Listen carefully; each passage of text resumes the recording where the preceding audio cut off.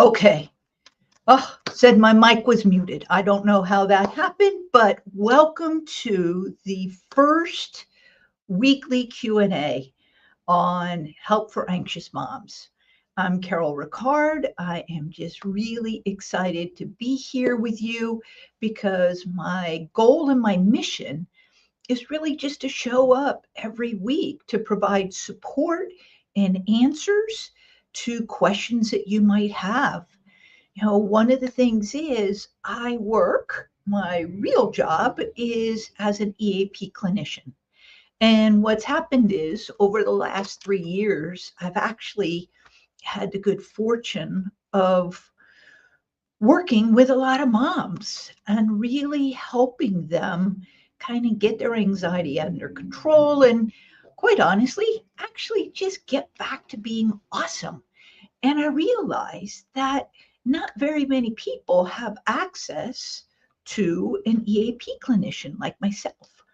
And so that launched this whole project, which was the book, which is the YouTube channel, because it's just really showing up to give you the tools and the support that you need in order to get back to being awesome. And so, a couple things. If anybody has any questions, they can actually type those. In fact, let me just make sure I can see any comments or questions that you have. I did have some people email me some questions, so I do have a few questions, and I've also have a little bit of information that I just started to want to share with you all, just to really give you a resource of tools that you can use to really take control of anxiety anytime, anywhere, in just seconds. So, one of the most important questions I got was, how can I feel less anxious? Now, in order to explain that answer, I really want to start with, what is anxiety? And I have a couple images that I want to show you, because one of the things is, I'm a really big believer in that our brain really we have to talk in a language that it kind of absorbs stuff. And here's what I mean. This is our brain, right? And if you think about it, we have it divided more or less into two levels. We have our conscious and our subconscious. However, I like to think of this as the emotional brain, oh, the thinking kind of brain, and the emotional brain. And what's really amazing about this is our emotional brain really guides a big part of our life. And when it comes to anxiety, the biggest mistake people make is that they think that they can use this thinking brain to control the anxiety.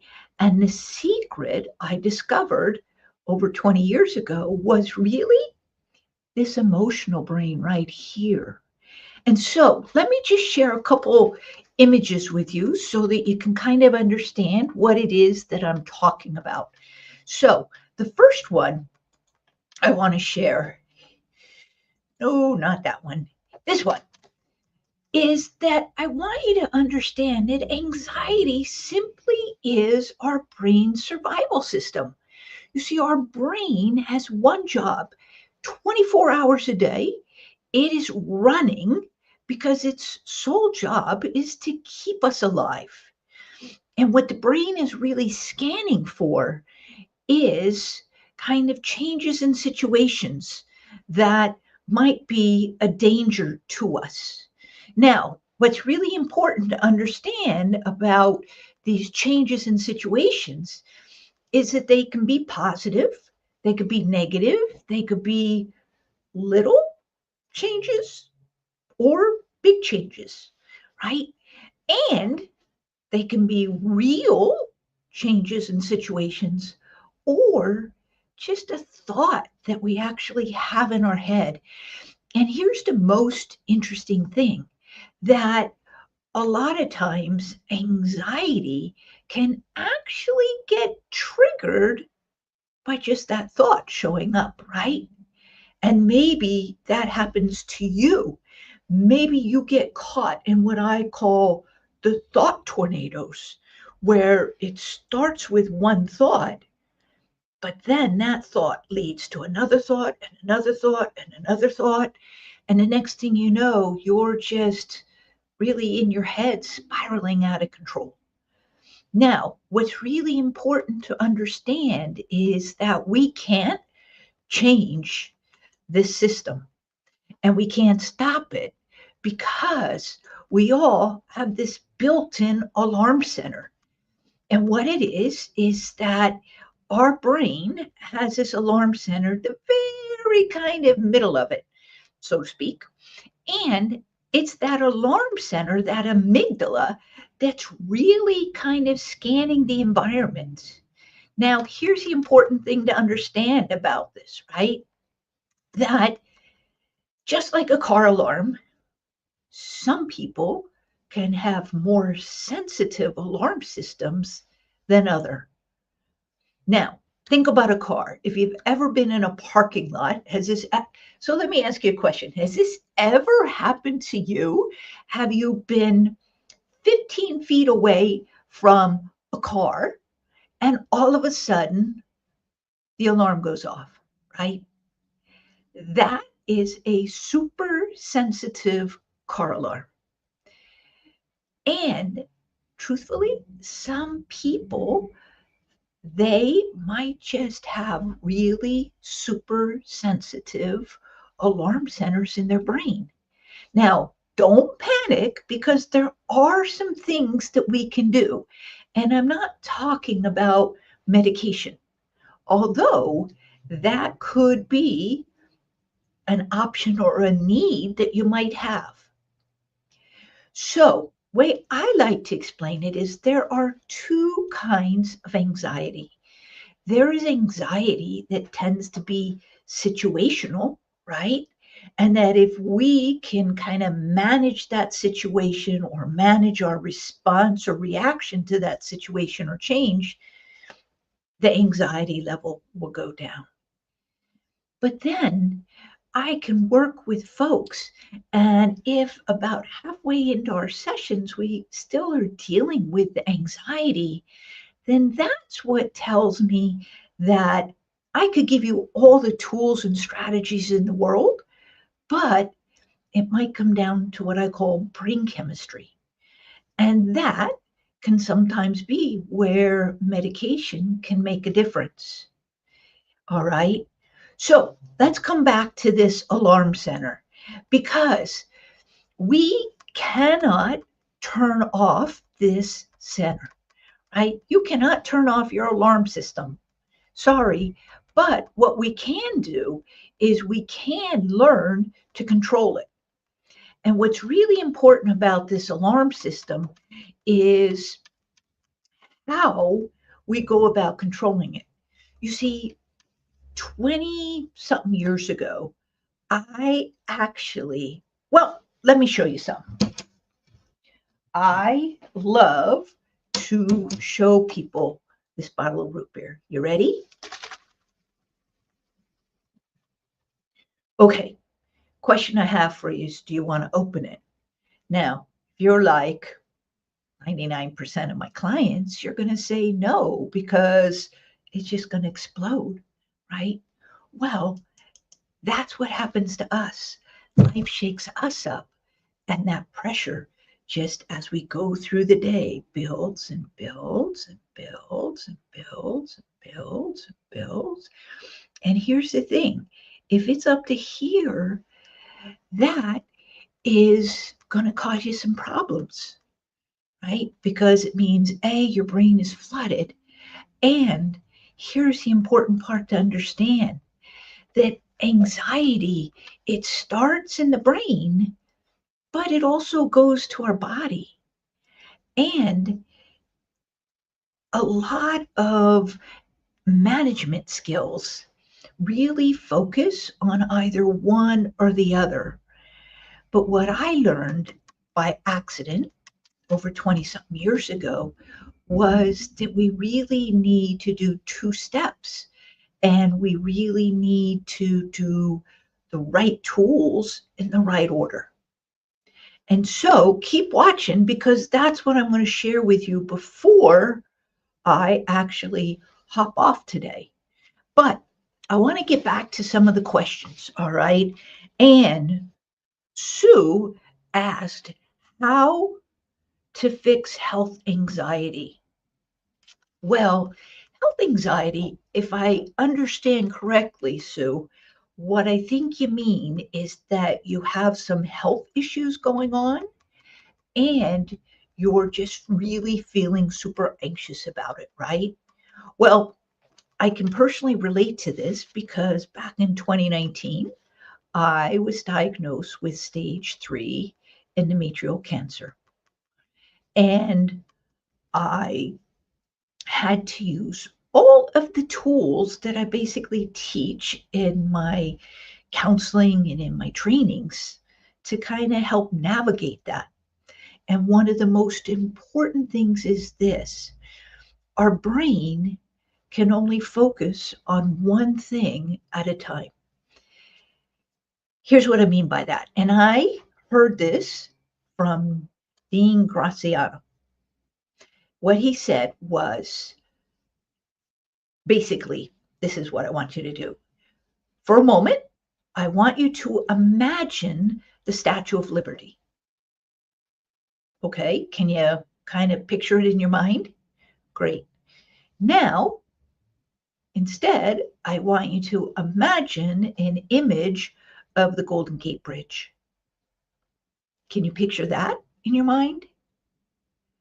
Now, I want you to try and hold the image of both, so two separate images at the same time.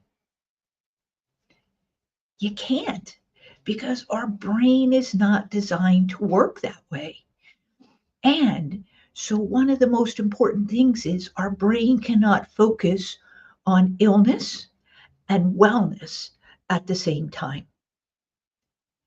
And the key to beginning to manage our health anxiety is intentionally and consciously focusing on wellness. Now, you might be asking yourself, okay, well, Carol, how do I do that?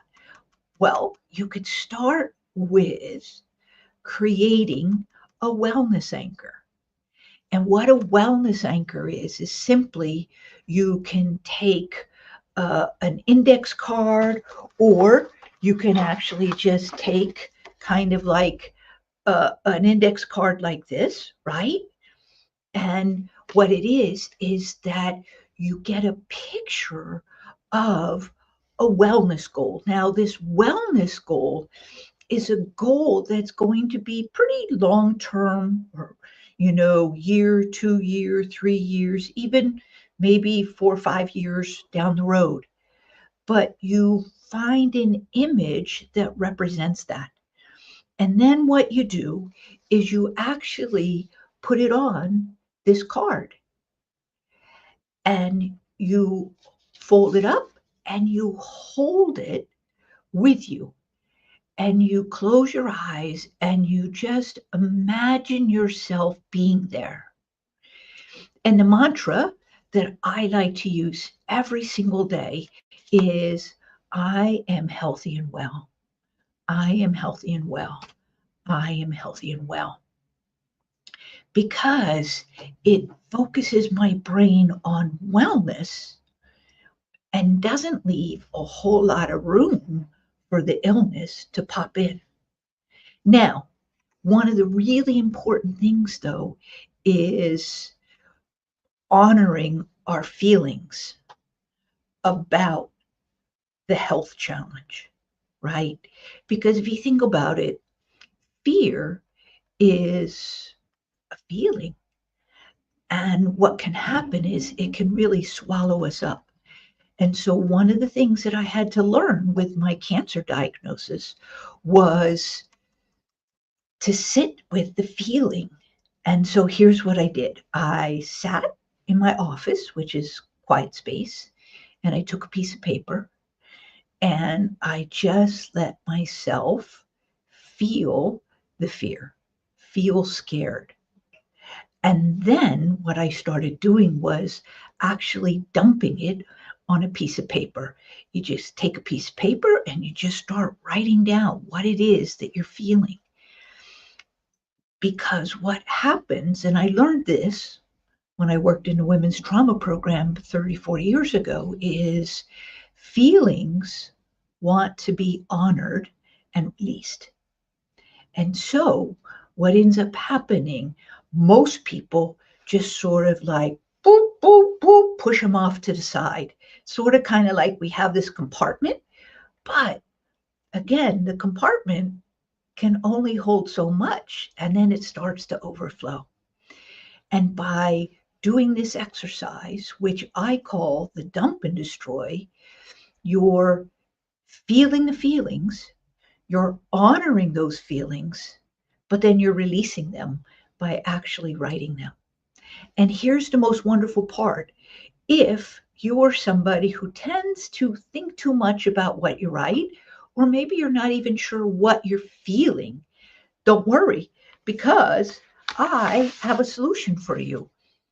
Just scribble. Just find some markers, some crayons, and just be able to scribble and let it out.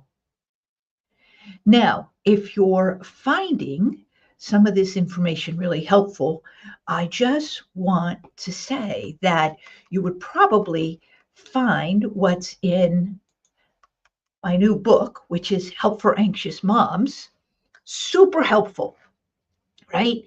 And it is available at tinyurl.com/mom book. In fact, I actually have the URL right here. So you can actually get a copy of this book at tinyurl.com/mom book. And what's great about it is this, that for every book that is purchased, I am actually donating a copy to one of the women's shelters locally, because they may not have the financial resources that you or I have. And again, my mission is really to be here and make a difference and really give moms the support and tools that they need in order to get back to awesome.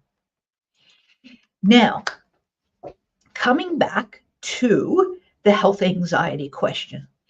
Hope, Sue, that has answered your question. One tool is we want to create a wellness anchor. And if you don't have a wellness goal, that in itself is really another critical tool that you can use.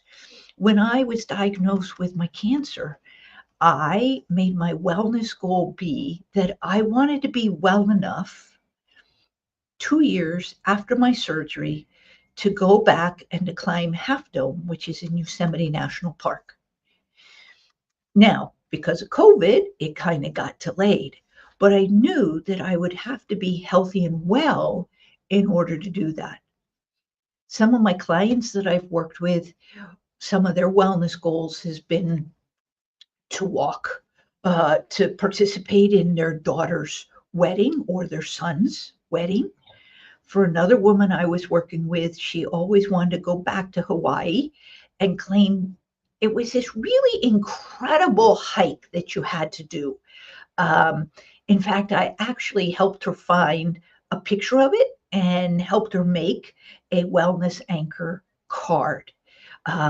In fact, you know what I'll do is I'll put together a PDF and be able to link it to this video with the steps on how you too could create a wellness anchor to be able to use.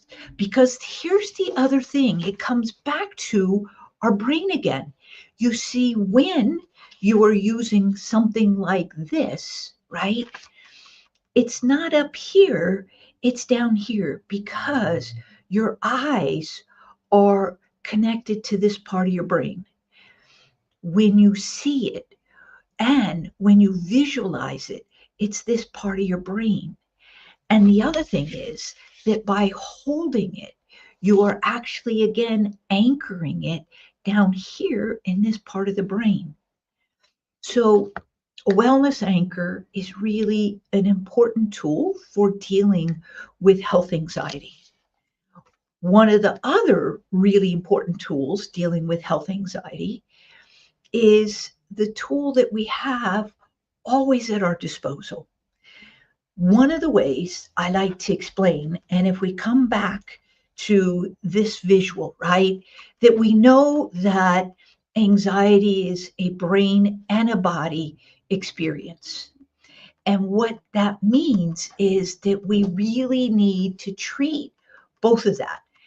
And the one way, besides a soda bottle, I love to get everybody to think about it, is to imagine a tub. If you turn a tub on at 7 o'clock in the morning and you don't turn it off until 7 o'clock at night, it's going to overflow, right? And most people will say, well, here's how you keep it from overflowing, turn off the faucet. But that's not going to work because somebody could come along behind you later and they could turn the faucet back on. So we have to do two steps. We have to turn off the faucet and we have to drain the tub. And anxiety works the same way. You see, our brain is the faucet. And particular, the faucet resides down here because once the alarm goes off, the faucet gets turned on. And the body is the tub. And so what we have to do if we want to take back control of anxiety is we have to turn off the faucet and then we have to drain the tub. And the fastest way to do that is all things that connect down here to where the faucet is. And the three we always have with us are our breath, some kind of self-talk that's really on autopilot, and then some other kind of mantra or quote, again, that's on autopilot. My self-talk is, I got this. Another self-talk, because one of my biggest anxiety triggers is being late for something, is I have all the time that I need.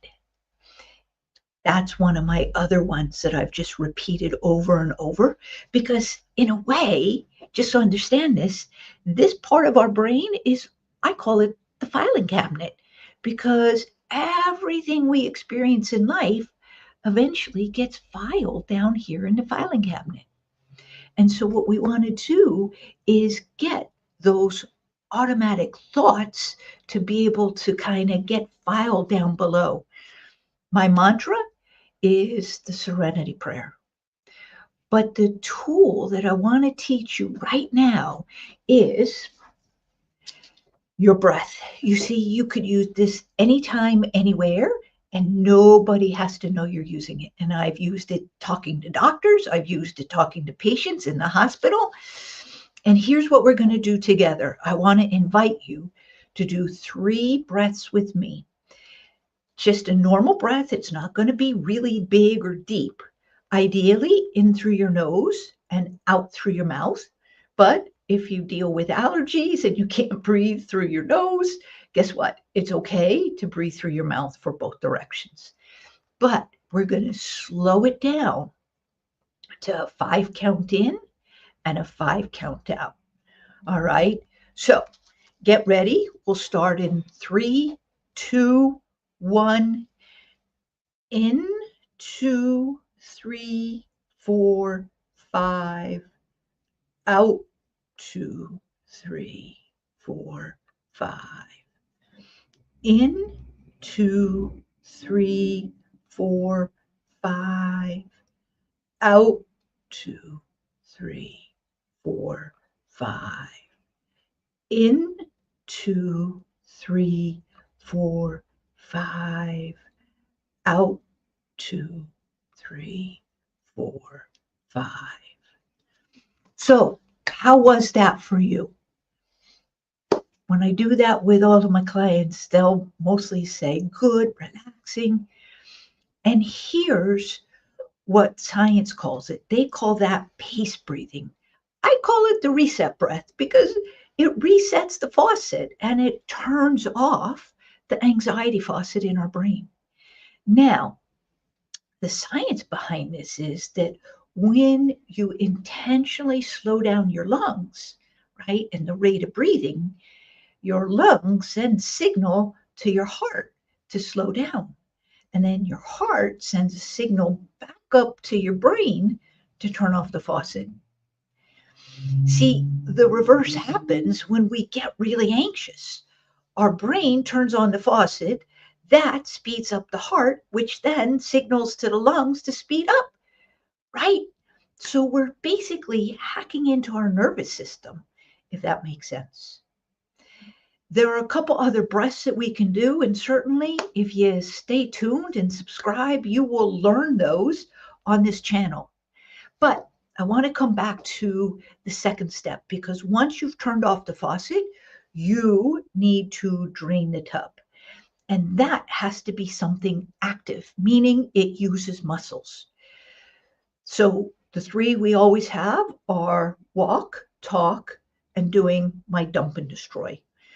I have walked where I was just sitting at a meeting, feeling anxious and doing my breath and then picking up my feet and moving them underneath the table. I've worked with nurses in ICU or the emergency department. They can't leave the patient's bedside, so they do their breath and then they're tapping their foot. And I'm going to show you what I call the stress shake, right? But it really can be the anxiety shake too. And what it is, and I'm going to step back so you can see, you just are standing up and you just kind of shake it out, right? Because even just 10 seconds of this, what we're basically doing is we're draining the tub, or we're going to let some of that built up energy and pressure out. So I hope this has been helpful for you. I'm just really mindful of our time. We just have a couple minutes left. And I want to just make sure, again, to show you that you can grab your copy of Help for Anxious Moms right here by scanning the code or going to tinyurl.com, mom/book, not slash, dash book. You could see it. And for every book that's purchased, one gets donated. I have you know I'm currently working on the Audible. So right now, paperback and Kindle. And then the other thing is, in case you want to sign up for the Awesome Moms Club, it's free. It is quick guide to how to stay calm in 30 seconds. And you can get there at tinyurl.com, Awesome Moms Club. So just super mindful. We're going to be wrapping it up. Here's the thing. If you got a question for future sessions, or you have a situation you might need a little bit of support on, you can email me at carol@freedomfromstress.com. And I am just so grateful and thank you to have you all join me. Here is my contact information. Another email, carol@carolricard.com. But I think Freedom from Stress is a little easier to learn and remember. And just want to thank everybody for joining me today. Hope you've enjoyed this and come on back next week and join me. Have a great day, and here's to being awesome.